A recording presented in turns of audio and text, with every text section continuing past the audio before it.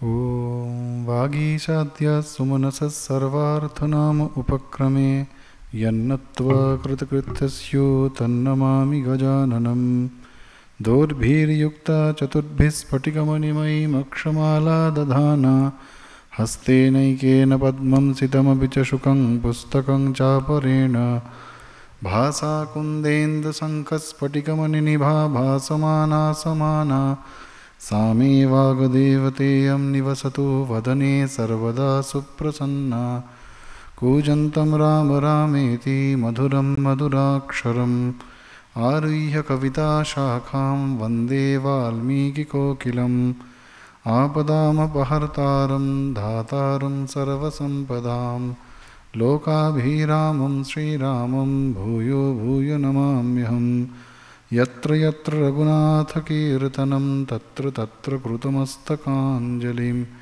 बाष्पवारि परिपूर्णलोचनं मारुतिं नमत राक्षसान्तकम् असाध्यः साधकस्वामीन् असाध्यं तव किं वद रामदूतकृपासिन्धो मत्कार्यसाधय प्रभो ॐ स्थापकाय च धर्मस्य सर्वधर्मस्वरूपिणे अवतारवरिष्ठाय रामकृष्णाय ते नमः। जानकीं राधिकां रूपधारिणीं सर्वमङ्गलां चिन्मयीं वरदां नित्यां शारदां मोक्षदायिनीं।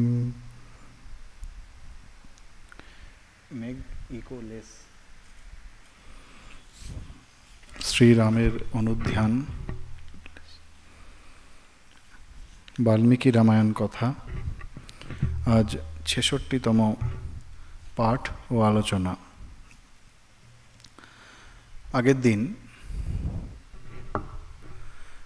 আমরা শ্রবণ কুমারের উপাখ্যান অর্থাৎ দশরথের যুবাবস্থায়, তখন তিনি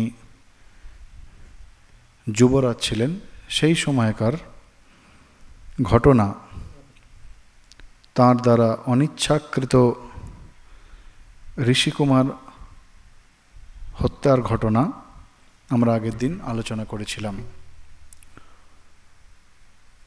তিনি শব্দবেদী বান দিয়ে হাতি ভেবে ঋষিকুমারকে হত্যা করেছিলেন।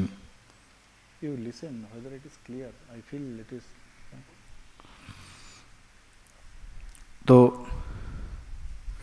একদম শেষ অবস্থায় ঋষিকুমার বলছেন যে বাণটি তার মর্মস্থল থেকে বের করে নিতে, যাতে তিনি সেই যন্ত্রণার হাত থেকে মুক্তি পান। তার কথা মতো দশরথ ঋষিকুমার অর্থাৎ শ্রবণ কুমার নামটা বাল্মীকি রামায়ণে নেই, কিন্তু অনেকেই এই ঘটনাটি বর্ণনা করার সময় একটি কাল্পনিক নাম দিয়েছেন, সেটি হচ্ছে শ্রবণ কুমার।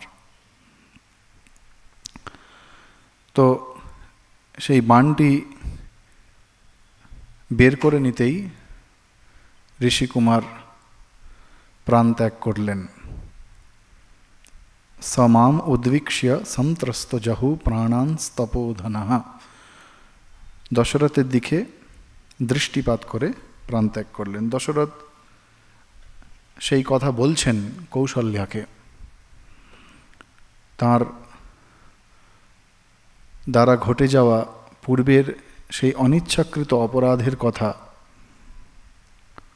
তিনি বলছেন কৌশল্যাকে। আরও কি বলছেন, যে সেই ঋষির শরীর যাওয়ার পরে তিনি কিংকর্তব্য বিমূঢ় হয়ে গেছেন, কি করবেন বুঝতে পারছেন না, কি করে নিজের কল্যাণ হবে, কি করে এই ঋষি হত্যার যে পাপ তা থেকে তিনি উদ্ধার পাবেন, সেই চিন্তায় তিনি ব্যাকুল হয়ে উঠেছেন। বুদ্ধি তার কাজ করছে না। কিন্তু শরীর ত্যাগের আগে ঋষিকুমার তাকে কয়েকটি নির্দেশ দিয়ে গিয়েছিলেন যে আপনি আশ্রমে গিয়ে আমার বৃদ্ধ অন্ধ পিতামাতাকে আমার মৃত্যু সংবাদ জানাবেন, তাতে হয়তো আপনি রক্ষা পেলেও রক্ষা পেতে পারেন। সেই জন্য দশরথ সেই ঋষিকুমারের নিয়ে আসা কলসটি বা ঘরটি, যেটি নিয়ে জল আনতে এসেছিলেন সেই ঋষিকুমার, সেই কলসটিতে জল ভরলেন এবং জল ভরে সেই জল নিয়ে শ্রবণ কুমার তার নির্দেশিত যে পথ, সেই পথ ধরে আশ্রমে এসে পৌঁছালেন। কি দেখলেন আশ্রমে এসে? খুবই মর্মস্পর্শী দৃষ্টি। তত্রাহম দুর্বলা বন্ধৌ বৃদ্ধাবপরিণায়কৌ অপশ্যম তস্য পিতরৌ লূনপক্ষাবিবো দ্বিজৌ। কি দেখছেন? যে সেই দুর্বল অন্ধ পিতামাতা ডানা কাটা পাখির মতো অসহায় অবস্থায় পড়ে আছেন। অর্থাৎ ডানা কাটা পাখি মানে পাখি ডানা ছাড়া উঠতে পারে না, সেই রকম ঋষিকুমার ছাড়া, তাদের সন্তান ছাড়া তাদের আর ত্রিভুবনে কেউ নেই। তারা সম্পূর্ণরূপে তাদের পুত্রের ওপর নির্ভরশীল। সেই জন্য যতক্ষণ না সেই পুত্র জল নিয়ে এসে পৌঁছাচ্ছেন, ততক্ষণ তাদের অপেক্ষা কখন তাদের পুত্র আসবে, তাই অসহায় হয়ে তারা পড়ে রয়েছেন। পুত্র জীবিত থাকতেই তার অদর্শনেই তারা অসহায় হয়ে রয়েছেন। তাহলে পুত্রের মৃত্যু সংবাদ শুনলে তাদের কি হবে?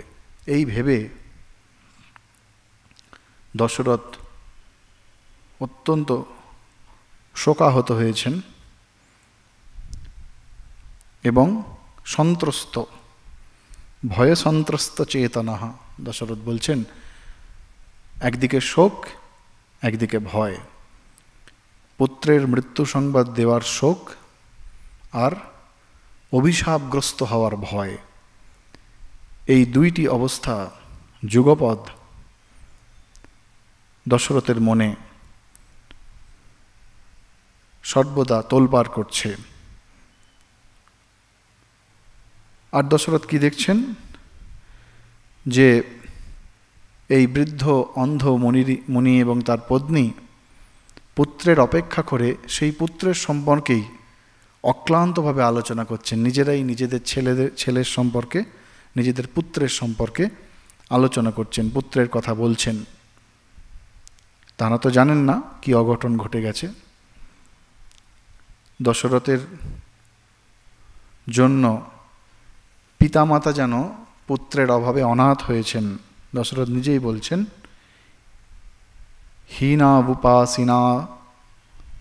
হীনাবুপাসিনৌ অনাথবৎ। অর্থাৎ পিতামাতা পুত্রকে হারিয়ে অনাথ হয়েছেন। সাধারণত পুত্ররা পিতামাতা হারালে অনাথ হয়, কিন্তু যেহেতু বৃদ্ধ এবং অন্ধ, তাদের সম্বল বলতে সমস্ত কিছুই তাদের পুত্র, তাই তারা যেন অনাথ হয়ে গেছেন। তিনি যেই এসে আশ্রমে পৌঁছালেন, তাঁর পদশব্দে মুনি ঋষি বুঝতে পারলেন, যে মনে করলেন তার পুত্র এসেছে। যেই দশরথ আশ্রমে প্রবেশ করেছেন জল নিয়ে, সেই বৃদ্ধ মুনি পায়ের শব্দ শুনে বলছেন, পুত্র দেরি করছো কেন? শীঘ্র আমাকে জল দাও। তারা জলের জন্য অপেক্ষা করছিলেন। তার আসতে দেরি হচ্ছিল, সেই জন্য তারা মনে করেছে যে পুত্র হয়তো জলক্রীড়া করছিলেন, হয়তো একটু নদীতে নেমে একটু আনন্দ করছিলেন, সেই জন্য হয়তো আসতে দেরি হচ্ছেন। তো সেই বৃদ্ধ মুনি বলছেন, তোমার মা উৎকণ্ঠিত হয়ে তোমার জন্য অপেক্ষা করছে, তুমি আশ্রমে প্রবেশ করো, এসো, জল নিয়ে এসো। কিন্তু কোনো উত্তর পাচ্ছেন না। দশরথ স্থাণুর মতো স্তব্ধ হয়ে গেছেন, মুখের ভাষা খুঁজে পাচ্ছেন না যে কিভাবে একজন বৃদ্ধ পিতামাতাকে তার পুত্রের মৃত্যু সংবাদ দেবেন। চুপ করে আছেন বলে মুনি বলছেন, তুমি চুপ করে রয়েছো কেন, কিছু বলছো না? আমরা যদি তোমার কোনো অপ্রিয় কাজ করে থাকি তুমি কিছু মনে করো না, কারণ তুমি তপস্বী। পুত্র প্রেম আছে। আজকালকার দিনের পিতামাতারা যদি কোনো দোষ নাও করে তবুও পুত্রকে সন্তুষ্ট করার জন্যে যা কিছু করতে পারেন। কিন্তু ঋষি বলছেন, যদি আমরা কোনো অপ্রিয় কাজ করে থাকি তার জন্য ক্ষমা চাইছেন না, বলছেন তুমি তপস্বী। অর্থাৎ যিনি তপস্বী তার মন এমন সুরে বাঁধা থাকা উচিত যাতে এই ছোট ছোট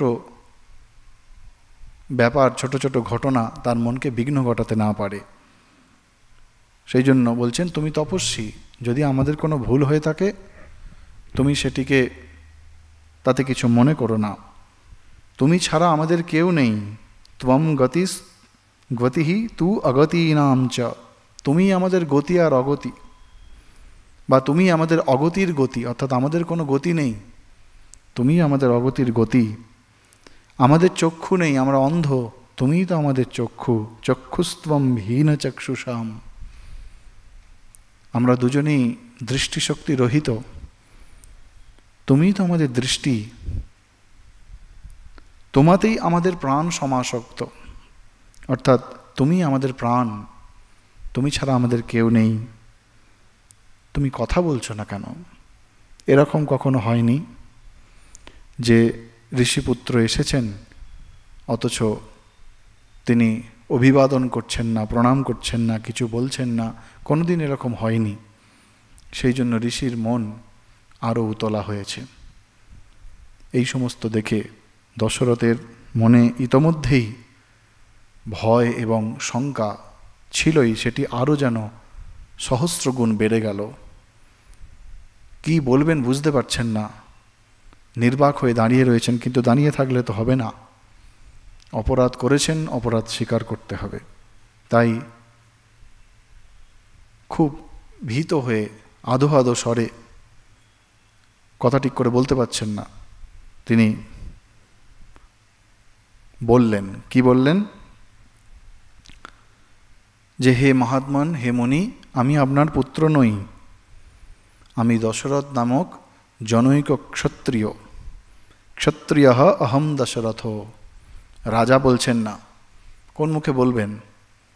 রাজা হয়ে অন্যায় করে ফেলেছেন, না জেনে হলেও অন্যায়, না জেনে অগ্নিতে হাত দিলেও হাত পুড়বে। সুতরাং রাজা বলে তিনি বলছেন না, বলছেন আমি দশরথ জনৈক ক্ষত্রিয়। আমি এমন একটি কাজ করে ফেলেছি যা সকলের নিন্দনীয়। আমি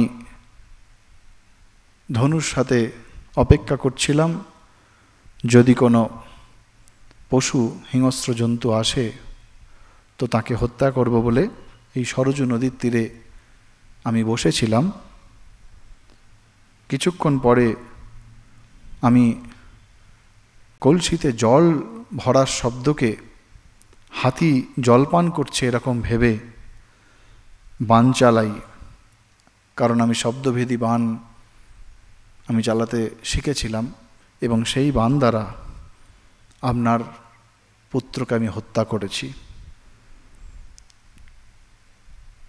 তার আর্তনাদ শুনে যখন আমি সেখানে গিয়ে পৌঁছলাম, দেখলাম তার শরীর, সেই তাপস ঋষিকুমার, শ্রবণ কুমার যাই বলুন না কেন, তার শরীর মৃতপ্রায়, প্রাণ যায় যায়। হে ভগবান, আমি জেনে শুনে এই কাজ করিনি। শব্দ লক্ষ্য করে শব্দবিধি বাণ শুনেছিলাম, ভেবেছিলাম হাতিতে জল পান করছে, কিন্তু তাতেই আপনার পুত্র নিহত হলেন। তার মর্মস্থলে আমার শব্দবিধি বাণ প্রবেশ করেছিল। সেই বাণটি তাঁরই অনুরোধে তার মর্মস্থল থেকে যেই আমি তুলে নিলাম, সে আপনাদের কথা বলতে বলতে, আপনাদের দুঃখের কথা বলতে বলতে, যে আপনি আপনাদের সেই পুত্র ছাড়া আপনাদের কেউ নেই, এই কথা বলতে বলতে সে প্রাণ ত্যাগ করল এবং স্বর্গারোহণ করল। আমার সামনেই সে প্রাণ ত্যাগ করল। এই সব বলে দশরথ বলছেন, অজ্ঞানাৎ ভবতঃ পুত্রঃ সহসা বিহতো ময়া শেষমেবং গতে যৎ স্যাৎ তৎপ্রসীদতু মে মুনিঃ। বলছেন, আমার অজ্ঞতার জন্যই আপনার পুত্র সহসা নিহত হয়েছে। যদিও আমি না জেনে করেছি, কিন্তু আমার অজ্ঞান, শব্দ শুনে বাণ চালিয়েছিলাম কিন্তু বুঝতে পারিনি কিসের শব্দ, সুতরাং এটা আমারই অজ্ঞতা। তাই আমার এই অপরাধের জন্য আপনি আমাকে অভিশাপ দিন, অথবা যদি মনে করেন ক্ষমা করা সম্ভব তো অনুগ্রহ করে আমাকে ক্ষমা করুন, আপনি আমার প্রতি প্রসন্ন হন। শেষমেবং গতে যৎ স্যাৎ তৎপ্রসীদতু মে মুনিঃ। আমার প্রতি প্রসন্ন হন। দশরথের এই ঘটনার বর্ণনা করা থেকে কয়েকটি জিনিস শেখার আছে, যে তিনি শোকগ্রস্ত হয়েছেন, ভীত হয়েছেন, সন্ত্রস্ত হয়েছেন, কিন্তু সততার পথ ছাড়েননি। ঘটনা যেমন ঘটেছে তিনি ঋষিকে এবং ঋষি পত্নীকে ঠিক সেই রকম জানিয়েছেন। জানানোটা সহজ ছিল না, কিন্তু সহজ ছিল না কারণ পিতামাতাকে তার পুত্রের মৃত্যু সংবাদ দেওয়া, তাও আবার অন্যায়ভাবে, সেটি মোটেই সহজ ছিল না। কিন্তু দশরথ তিনি হচ্ছেন ধর্মজ্ঞ, সত্যজ্ঞ, বিচক্ষণ, সৎ। সেই জন্য কোনো রকম ভনিতা না করে, ঘটনার কোনো রকম বিকৃতি না ঘটিয়ে, ঘটনা যেরকম ঘটেছে ঠিক সেই রকম আদ্যপান্ত তিনি বললেন। এবং সব কিছু বলে তিনি একেবারে শরণাগত হচ্ছেন ঋষির। সব কিছু বলার পরে শরণাগত হয়ে বলছেন, হয় আমাকে অভিশাপ দিন, অথবা আমাকে যদি মনে করেন ক্ষমা করুন। কারণ ক্ষমা প্রার্থনা তাকে করতেই হতো, তাতে অভিশাপ দিন বা না দিন করতেই হতো। তাই দশরথ না জেনে দোষ করেছেন, কিন্তু সততার ওপর তার ভরসা রয়েছে। সত্য কথা, বারবার বাল্মীকি যে দশরথের নামের আগে পরে সত্যজ্ঞ, ধর্মজ্ঞ এসব শব্দগুলি ব্যবহার করছেন, তিনি এই শব্দগুলির যোগ্য লোক, তিনি সত্য ছাড়েননি। কিন্তু আমরা জেনেই করি না জেনেই করি, যখন কোনো দোষ আমাদের দ্বারা হয়ে যায়, যদিও আমরা সেই দোষটি জেনে শুনে না করি, তবুও সেই মুহূর্তে আমাদের নিজেদের সততার ওপর আমাদের বিশ্বাস অনেক সময় হারিয়ে যায়। আমরা মনে করি যে আমি সত্য কথা বললেও হয়তো অপরপক্ষ সেটা বিশ্বাস করবে না, তখন আমরা অকারণে অনেক সময় মিথ্যা কথা বলি। সত্য কথা বললে হয়তো ছাড় পেয়ে যেতাম, কিন্তু আমাদের নিজের সততার ওপর না আমাদের বিশ্বাস থাকে, অথবা আমার উল্টো দিকে যে ব্যক্তি রয়েছেন তাঁর ওপর আমার কোনো বিশ্বাস থাকে, মানে আমাদের শরণাগতির ভাব নেই, নিজেদের আত্মবিশ্বাস কম রয়েছে। সেই জন্য আমরা অনেক সময় এই রকম পরিস্থিতিতে পড়ে বেশিরভাগ লোকে মিথ্যা কথা বলে ফেলেন। কিন্তু দশরথ তিনি জানতেন যে এই পাপের প্রায়শ্চিত্ত তাকে করতেই হবে, তার নিস্তার নেই। তাই নিজের নিয়তি তিনি নিজেই লিখেছেন, সেই নিয়তিকে তিনি স্বীকার করবেন। সেই জন্য ঘটনা যেমন যেমন হয়েছে তিনি তেমন তেমনই বলছেন। তার মুখে এই সমস্ত কথা শুনে ঋষি এবং ঋষি পত্নী দুজনেই মূর্ছিত প্রায় অবস্থা। তাদের একমাত্র সম্বল তাদের সন্তান তাদের ছেড়ে চলে গেছে, এবং এইরকম নির্মমভাবে চলে গেছে। তাই একেবারে তারা মূর্ছিত প্রায়, কিন্তু তবুও তিনি নিজেকে সংবরণ করলেন। ঋষি তো সারা জীবন তপস্যা করেছেন, সারা জীবন সত্যস্বরূপ ভগবানের আরাধনা করেছেন, সেই জন্য দুঃখ বা সহসা ধেয়ে আসা দুঃখের বাণ সহ্য করার ক্ষমতাও তার হয়েছে। দশরথ যে বাণ চালিয়েছেন সেই বাণটি তো শুধুমাত্র সেই ঋষিকুমারের বক্ষস্থলকে বিদীর্ণ করেনি, এই দুই বৃদ্ধ পিতামাতার হৃদয়কেও বিদীর্ণ করেছিল। সেই বিদীর্ণ হওয়ার কষ্ট এই মাত্র তারা পেলেন। কিন্তু তবুও যেহেতু ঋষি, তিনি নিজেকে একটু সংযত করলেন, করে বলছেন, হে রাজন, অশুভ কর্মের ফল সকলকে পেতে হয়। তবুও আপনি নিজে আপনার দ্বারা কৃত অশুভ কর্মের কথা যদি আমাকে না বলতেন, তাহলে আপনার মস্তক সহস্র খণ্ডে বিদীর্ণ হয়ে যেত, আপনার মাথাটা 1000 টুকরো হয়ে যেত, যদি আপনি নিজে মুখে এই কথা না বলতেন। কারণ কোনো ক্ষত্রিয় জেনে শুনেও যদি কোনো বানপ্রস্থী, অর্থাৎ যিনি বানপ্রস্থ আশ্রম অবলম্বন করছেন, যিনি নিবৃত্তি মার্গকে বেছে নিয়ে ভগবানের প্রতি অনন্য শরণ হয়ে তাঁর চরণে সমস্ত কিছু অর্পণ করার ব্রত নিয়ে জীবনযাপন করছেন, তাকে হত্যা করা যে কোনোভাবেই হোক না কেন, কারণে অকারণে তাকে হত্যা করা, যে হত্যা করবে তাকে প্রায়শ্চিত্ত করতেই হবে, তাকে শাস্তি পেতেই হবে। এমনকি যদি সে দেবরাজ ইন্দ্রও হয়, তবুও তাকে প্রায়শ্চিত্ত করতে হবে। অর্থাৎ ঋষিমুনিদের স্থান দেবতাদেরও উচ্চে। ওই জন্য আমরা অনেক ক্ষেত্রেই দেখি দেবতারা পর্যন্ত ঋষিমুনিদের ভয় পান।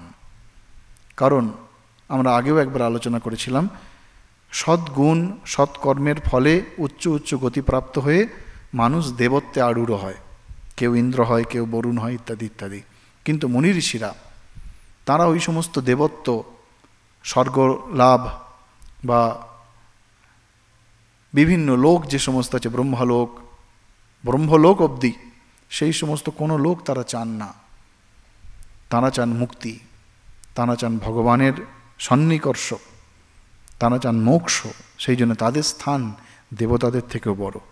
আবার তাদের যদি কেউ হত্যা করে এইভাবে, তাহলে এমনকি যদি তারা দেবতাও হন, তাদেরকে তার পাপের প্রায়শ্চিত্ত করতেই হয়। আমার পুত্র তপস্যা নিরত ছিল, ঋষি বলছেন, সে তপস্যা করছিল, তাকে অকারণে আপনি বধ করেছেন, সুতরাং দোষ তো আপনি করেছেন। যেহেতু আপনি অজ্ঞানবশত তাকে হত্যা করেছেন, সেই জন্য এখনও আপনি জীবিত রয়েছেন। আপনি জেনে শুনে যদি করতেন তাহলে কি হতো? বলছেন, অপিহি আকুশলম ন স্যাৎ রাঘবাণাম কুতো ভবান। অর্থাৎ যদি জেনে শুনে করতেন, তাহলে আপনাদের রঘুবংশের অকল্যাণ হতো, রঘুবংশ একেবারে ধ্বংস হয়ে যেত। এই সমস্ত বলে তখন তার মন একটু আরও, মনের সেই কষ্ট যন্ত্রণা সংবরণ করার চেষ্টা করছেন। তবুও পুত্র শোক বড় ভয়ঙ্কর। বলছেন, আমাদের সেখানে নিয়ে চলুন, আমাদের দুজনকেই নিয়ে চলুন, অন্তত আমরা মৃত পুত্রের কাছে তাকে স্পর্শ করতে চাই, দেখতে তো পাবো না, স্পর্শ করতে চাই। তখন দশরথ ওই ঋষি এবং তার পত্নীকে, যেখানে সেই ঋষিপুত্র পড়ে রয়েছেন, তার মৃতদেহটি রয়েছে সরয়ূ নদীর তীরে, সেখানে নিয়ে এলেন। রক্তাক্ত তার বস্ত্র, সেটি বিক্ষিপ্ত হয়ে রয়েছে। নিঃসঙ্গ হয়ে সেই মণিপুত্র সরযূ নদীর তীরে মৃত্যুর কোলে ঢলে পড়েছেন। দশরথ এই ঋষি এবং তার পত্নীকে তার মৃত পুত্রের দেহ স্পর্শ করালেন। তারা তো দেখতে পাচ্ছেন না, তারা স্পর্শ করলেন এবং করে দুঃখে একেবারে কাতর হয়ে তার শরীরের ওপর লুটিয়ে পড়লেন। এবং লুটিয়ে পড়ে আর যেন বাঁধ মানছেন না, আর যেন সংযম, সমস্ত বাধা ভেঙে গেছে, আর সংযম করতে পারছেন না, বিলাপ করছেন মুনি। বলছেন, হে বৎস, তার বুদ্ধি কিছুক্ষণের জন্য যেন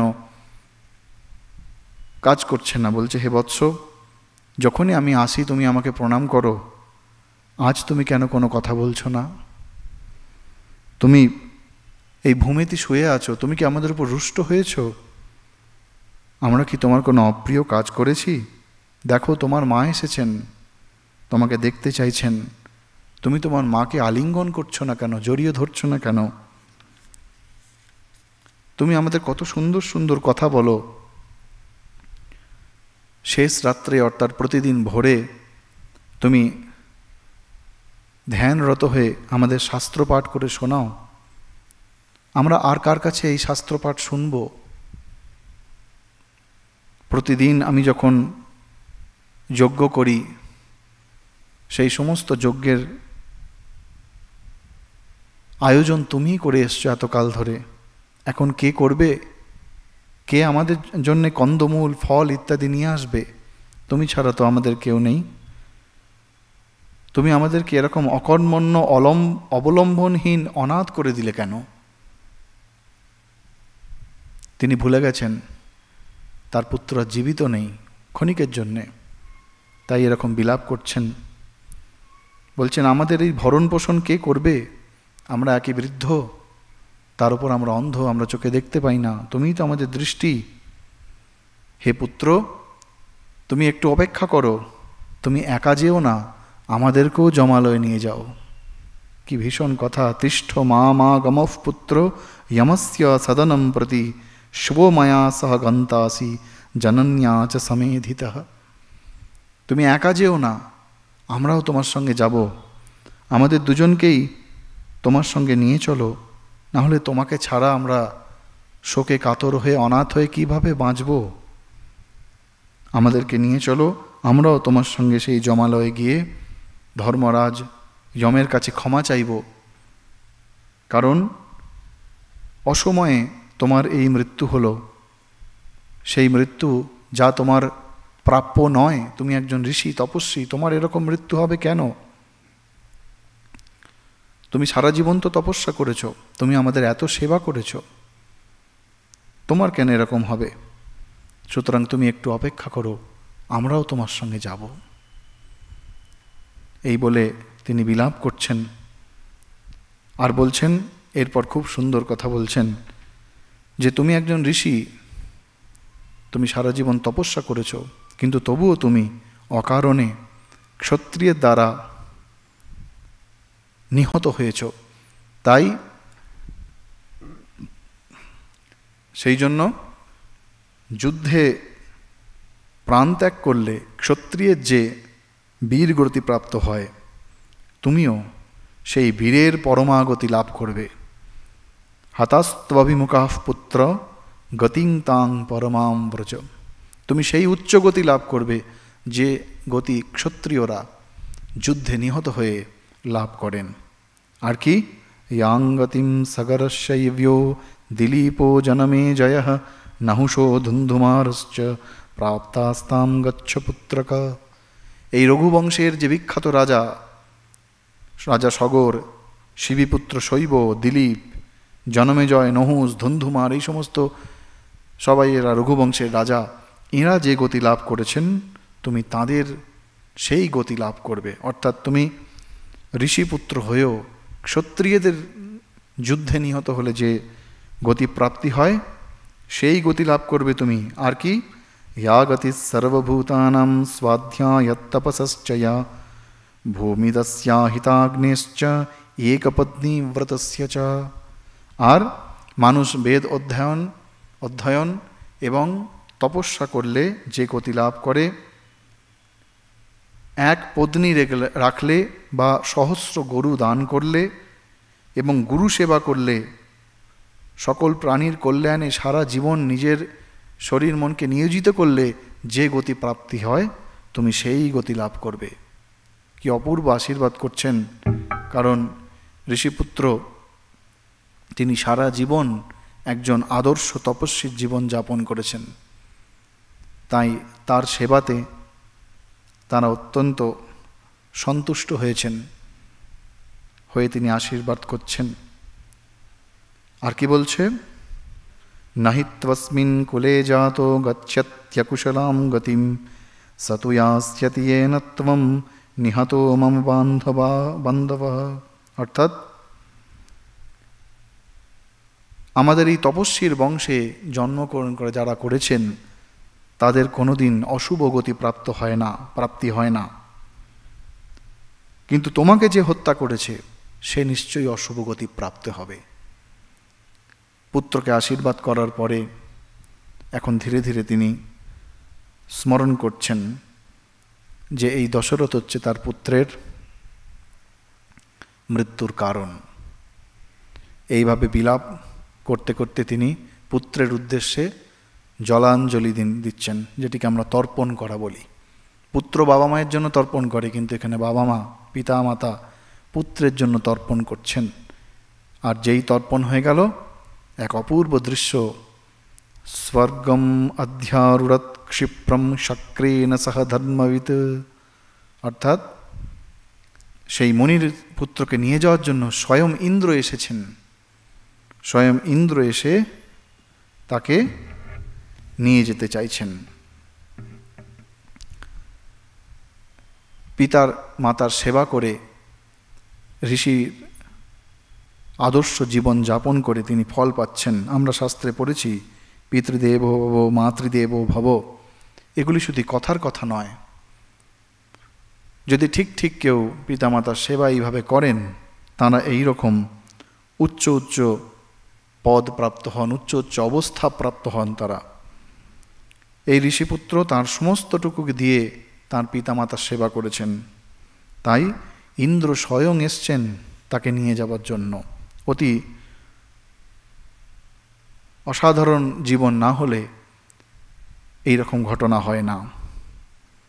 এরকম যখন হয়েছে তখন সেই পুত্র ঋষিকুমার বা শ্রবণ কুমার তাঁর দিব্য শরীর ইন্দ্রের সঙ্গে উচ্চ স্থানে যেতে শুরু করেছে। সেই দিব্য শরীর দশরথ দেখতে পাচ্ছেন, এবং সেই দিব্য শরীর থেকেই সেই ঋষিপুত্র ইন্দ্রকে বলছেন, আমাকে এক মুহূর্ত সময় দিন, একটি কথা আমি আমার পিতামাতাকে বলবো। শরীর যাওয়ার আগে তো কিছু বলতে পারিনি, দিব্য শরীর, এটা কিন্তু শরীর ইতোমধ্যে চলে গেছে, কিন্তু ওই জলাঞ্জলির জন্য শরীরের যে দিব্য শরীর নিয়ে যে স্বর্গ লাভ হয় সেটি ঘটেনি তখনও। সেই দিব্য শরীর ধারণ করে ঋষিপুত্র বলছেন, স্থানমস্মি মহৎপ্রাপ্ত ভবতঃ পরিচারণাৎ, আপনাদের দুজনকে সেবা করে আমি এই মহৎ স্থান প্রাপ্ত হয়েছি।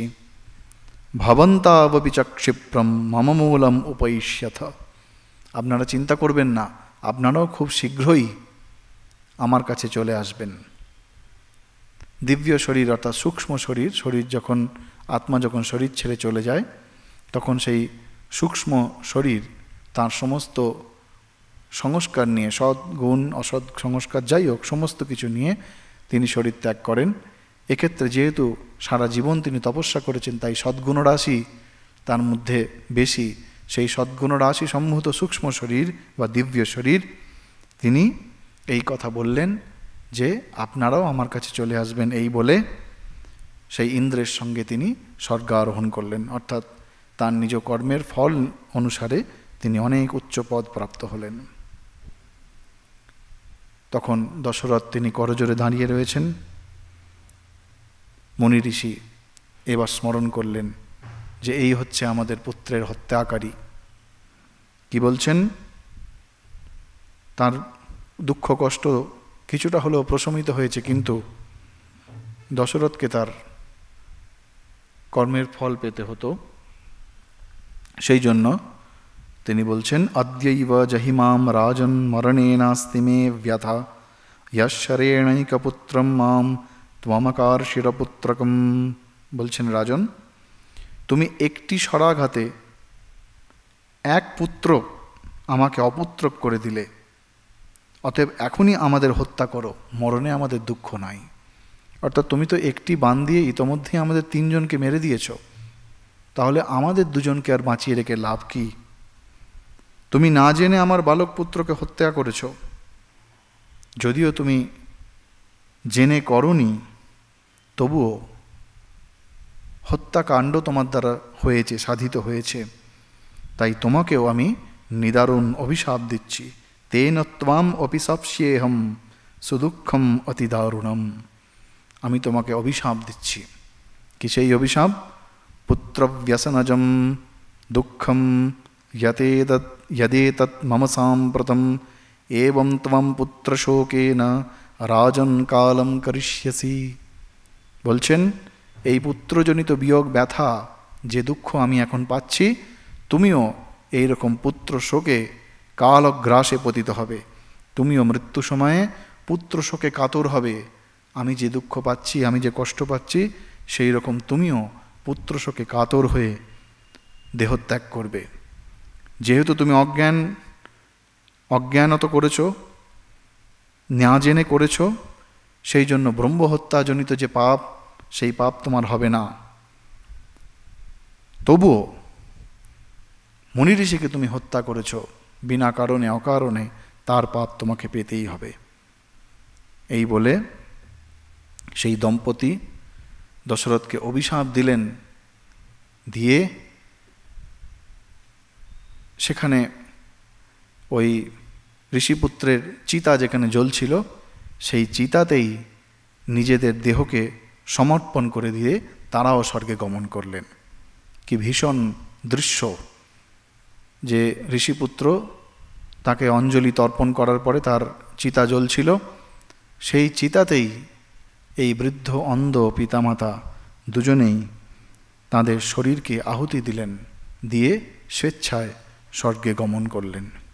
এই ঘটনা দশরথ বলছেন কৌশল্যাকে, যে সেই বাল্যকাল থেকে এই শব্দভেদী বাণ, যবে থেকে আমি এই ঘটনা ঘটেছে, ততদিন আমার বুকের মধ্যে এই যন্ত্রণা, ভয়, এটি বাসা বেঁধেছিল।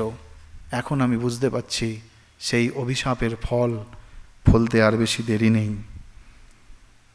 সেই অভিশাপ বাক্য এখন ফলবান হতে শুরু করেছে। আমি বুঝতে পারছি আমার জীবনের অন্তিম স্থান ঘনিয়ে এসেছে। দশরথ কাঁদতে শুরু করেছেন, দুঃখে কাতর হয়ে কাঁদতে শুরু করেছেন, আর বলছেন, যদহম পুত্র শোকেন ত্যজিষ্যামি জীবিতম চক্ষুর্ভ্যাম ত্বাম ন পশ্যামি কৌশল্যে ত্বম হিমাং পুরুষ। বলছে, হে কৌশল্যা, আমি তোমাকে দেখতে পাচ্ছি না, আমার চোখের দৃষ্টি চলে গেছে, তুমি আমাকে স্পর্শ করো। যদি একবারের জন্য রাম আমার সামনে এসে উপস্থিত হতেন, যদি একবারের জন্য তাকে আমি দেখতে পেতাম, তাহলে অন্তত তাকে তার রাজ্য ফিরিয়ে দিয়ে হয়তোবা আমি প্রাণে বেঁচে যেতাম। দশরথের জীবনের অন্তিম ক্ষণ এসে উপস্থিত। পুত্র শোকে তিনি দৃষ্টিশক্তি রহিত হয়েছেন। একবার রামের দর্শন স্পর্শন পাওয়ার জন্য তার প্রাণ ব্যাকুল হয়ে উঠেছে। বলছেন, আমি বেঁচে যেতাম যদি একবার শ্রীরাম এসে আমার কাছ থেকে তার রাজ্য গ্রহণ করতেন। আমি রামের প্রতি যা ব্যবহার করেছি, তার শাস্তি আমি পাচ্ছি। ন তন্মে সদৃশম দেবী যন্ময়া রাঘবে কৃতম সদৃশম তত্তু তস্যৈব যদনেন কৃতম ময়ি। আমি যা করেছি, আমি যা ব্যবহার করেছি, তার উপযুক্ত শাস্তি আমি পাচ্ছি। যদি পুত্র দুর্বৃত্ত হয়, যদি পুত্র খারাপ হয়, তবুও তাকে ত্যাগ করা উচিত নয়। আর রামের মতো উত্তমের উত্তম পুত্র পেয়ে আমি তাকে ত্যাগ করেছি, তবুও রামের মধ্যে কোনো বিদ্বেষ ভাব নেই। এই বলছেন, আর দশরথ তার সঙ্গে সঙ্গে আরও উতলা হয়ে উঠছেন। তার সমস্ত দেহ মন অসাড় হতে বসেছে। বলছেন, কৌশল্যা, এই যমদূতেরা এসে গেছে, আমাকে নিয়ে যেতে এসেছে, আমাকে নিয়ে যাওয়ার জন্য তারা দিচ্ছে। আমার স্মৃতিশক্তি লোপ পাচ্ছে, আমি আর কিছু স্মরণ করতে পারছি না। আর এই অবস্থাতেও আমি শ্রীরামকে দেখতে পাচ্ছি না, শ্রীরামকে দর্শন করতে পারছি না। এর থেকে আর কষ্ট কি? অতস্ত কিম দুঃখতরম যদ অহম জীবিতক্ষয়ে নাহি পশ্যামি ধর্মজ্ঞম রামম সত্য পরাক্রমম। সেই সত্য পরাক্রম শ্রীরামকে আমি দর্শন করতে পাচ্ছি না। আমার জীবনের জীবনদীপ নিভে যেতে বসেছে, তবু আমি তার দর্শন পাচ্ছি না। যারা 14 বৎসর পরে শ্রীরামের মুখমণ্ডল দর্শন করবেন বনবাস থেকে ফেরার পরে, যারা রামকে দর্শন করবেন, তারাই ধন্য, তারা দেবতার সমান। তাদের থেকে ধন্য মানুষ এই স্ত্রী জগতে আর নেই। কারণ সেই রাম, যার মুখমণ্ডল শরৎকালীন চন্দ্রের মতো, পদ্মপলাশের মতো যার বিস্তৃত চক্ষু, সেই শ্রীরামকে যারা দেখবেন তারাই সুখী হবে। আমি সে সুখ থেকে বঞ্চিত হলাম কৌশল্যা। আমার সমস্ত ইন্দ্রিয় বিবশ হতে বসেছে, আমার ইন্দ্রিয় কাজ করছে না। যেরকম, খুব সুন্দর উদাহরণ দিচ্ছেন বাল্মীকি, যেরকম প্রদীপের তেল ফুরিয়ে গেলে সেই প্রদীপের আলো ক্ষীণ হয়ে যায়, সেই প্রদীপের আলো একটা সময় নিভে যেতে বসে, সেই রকম আমারও চেতনা নষ্ট হচ্ছে, আমার সমস্ত ইন্দ্রিয় বিপন্ন হয়ে যাচ্ছে। আর নদী যেমন তার দুই কূলকে ভেঙে দেয়, যখন নদীর জল বেড়ে যায় তার দুটো কূলকে নদী নিজেই ভেঙে দেয়, ঠিক তেমনি আমার এই শোক, যে শোক আমি নিজেই উৎপন্ন করেছি, এই শোক আমার কর্ম থেকেই জাত হয়েছে, সেই শোক আমাকে অনাথ অচেতন করে দিচ্ছে। এরপর একেবারে তিনি হাহাকার করছেন শ্রীরাম, দশরথ, হা রাঘব মহাবাহ, হা মমায়া শাসন, হা পিতৃপ্রিয় মে নাথ, হা মমাসি গতস্যুতঃ। বলছেন, হায় মহাবীর রঘুবংশধর, হায় আমার দুঃখ নাশন, পিতৃপ্রিয় আমার নাথ, হায় পুত্র তুমি কোথায় গেলে? মমাসি গতস্যুত, তুমি কোথায় গেলে শ্রীরাম? তোমাকে আমি দর্শন করতে পাচ্ছি না। হা কৌশল্যে ন পশ্যামি, হা সৌমিত্রে তপস্বিনী, হা নৃশংসে মমামিত্রে কৈকেয়ী কুলোপাংশনী। হে কৌশল্যা, হে সুমিত্রা, এই কৈকেয়ীর জন্যেই আমার আজকের এই অবস্থা। আমি তার জন্যই এইভাবে মৃতপ্রায় হয়েছি। আমার মৃত্যুর অবস্থাতেও আমি শ্রীরামের দর্শন পাচ্ছি না। কৈকেয়ী হচ্ছেন এর জন্য দায়ী। এইভাবে বিলাপ করতে করতে দশরথের জীবনের একদম অন্তিম দশা উপনীত হলো। এবং রাম রাম করতে করতে, রামের চিন্তা করতে করতে, রামের অদর্শনজনিত দুঃখ মরমে মরমে বোধ করতে করতে দশরথ প্রাণ ত্যাগ করলেন। তখন রাত্রি, অর্ধরাত্রিগত হয়েছে। বাল্মীকি বলছে, তথা তু দীনঃ কথয়ন নরাধিপঃ, প্রিয়স্য পুত্রস্য বিবসনাতুরঃ, গতের্ধরাত্রি ভৃশদুঃখ পীড়িতঃ, তদা জহু প্রাণম উদারদর্শনঃ। রাম রাম করতে করতে, রামের চিন্তা করতে করতে সেই ঋষি যেমন তার নিজের পুত্রর বিয়োগ ব্যথায় ব্যথিত হয়ে প্রাণ ত্যাগ করেছিলেন, ঠিক তেমনি দশরথ, যিনি কিনা অযোধ্যাপতি, তার সেই সমস্ত দুঃখ তিনি নিজের মনের মধ্যে ধারণ করে নীরব ও নিথর হলেন। ঋষি অন্তত শেষ অবস্থায় দিব্য শরীরে তার নিজের পুত্রকে দর্শন করতে পেরেছিলেন, কিন্তু দশরথ ভগবানকে সন্তান রূপে পেয়েও তার মহিমা না বুঝে, তার প্রতি যথোচিত ব্যবহার না করে, তিনি তার অধিকার থেকে তাকে বঞ্চিত করে তাঁরই চিন্তা করতে করতে দেহত্যাগ করলেন। ভগবানের লীলা বোঝা বড়ই দুষ্কর। কেউ সারা জীবন কঠোর পরিশ্রম করে দুঃখ কষ্ট ভোগ করে শেষ মুহূর্তে ভগবানের দর্শন পেয়ে মুক্ত হয়ে যায়, আবার কেউ বা ভগবানকে নিজের পুত্ররূপে পেয়ে তার মহিমা না বুঝে মোহগ্রস্ত হয়ে তাকে হারিয়ে এই শেষ অবস্থায় দুঃখ যন্ত্রণা কষ্টকে বুকে ধরে নিয়ে কৃতকর্মের ফল ভোগ করে তাঁর নাম করতে করতেই শরীর ত্যাগ করে। আমাদেরকে সেই জন্য ঠিক করতে হবে যে আমরা আনন্দে ভগবানের নাম নিয়ে এই পৃথিবীর মায়া কাটিয়ে যাব, নাকি যা ভালোভাবে পেয়েছি, যেটি ভালো বুঝেছি, তাকে সেই রামধনকে আঁকড়ে ধরে জীবনের শেষ মুহূর্তে আনন্দে যাব। আমাদের ভালো কর্ম এবং খারাপ কর্ম যাই হোক না কেন, সেটি একটিও এদিক ওদিক হওয়ার নেই, কারণ হিসাব একদম খুব পাকা। হিসাব যেমন আছে সেই অনুযায়ী আমাদের প্রাপ্তি হবে। আর মৃত্যু এলে তাকে দমন করা যায় না। সমন এলে করবে দমন, কারোর কথা শুনবে না।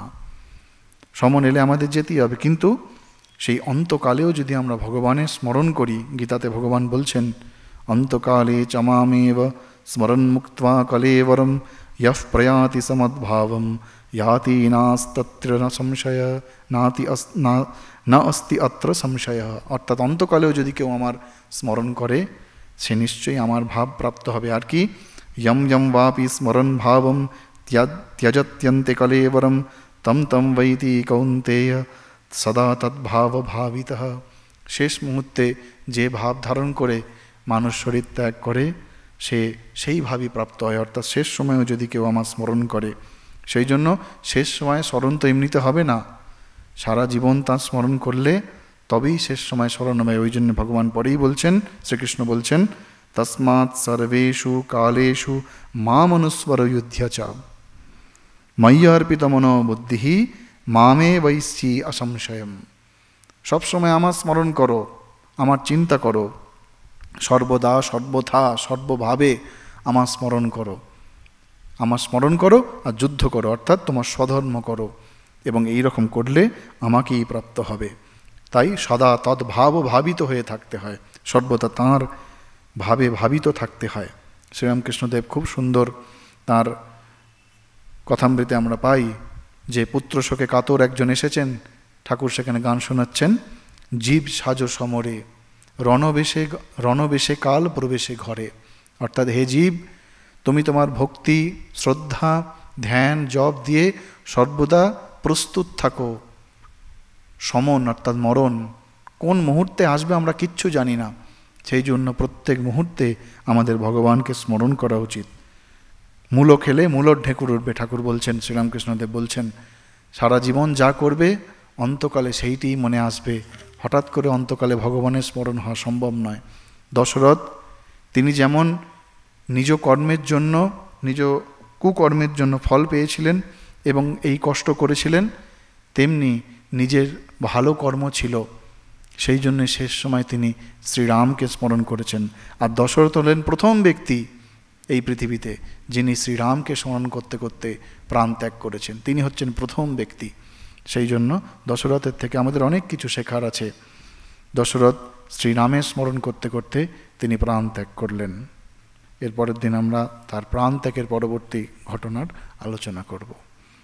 ওম শান্তি শান্তি শান্তি। হরি ওম তৎসৎ। শ্রীরামকৃষ্ণার্পণমস্তু।